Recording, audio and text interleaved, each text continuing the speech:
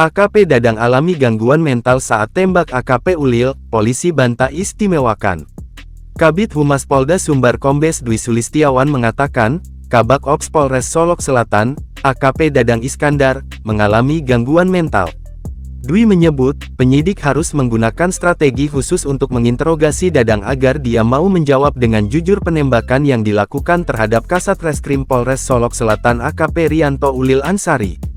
Itu juga mengapa dalam video yang beredar, Dadang terlihat dengan santai duduk di sebuah kursi sambil diinterogasi oleh penyidik dan anggota Propam Polda Sumbar tanpa diborgol.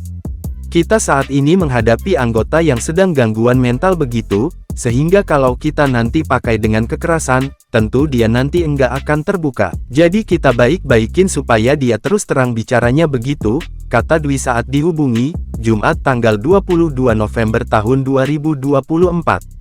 Jadi, terkait foto-foto yang beredar itu pada saat pemeriksaan, yaitu upaya-upaya supaya pelaku ini mengaku benar-benar terbuka. Jadi ya kita baik-baikin dulu, begitulah kira-kira jelasnya.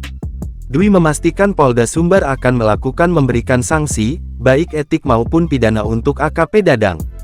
Kapolda kan sudah jelas, seminggu mau di PTDH pemberhentian tidak dengan hormat ucapnya.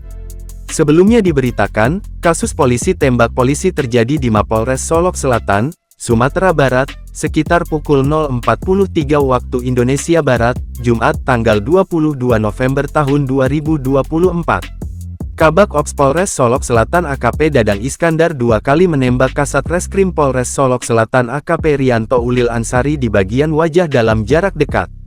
Peristiwa itu terjadi di parkiran Mapolres Solok Selatan. Usai menembak Ulil, Dadang langsung menyerahkan diri ke Polda Sumatera Barat dan kini masih dalam pemeriksaan.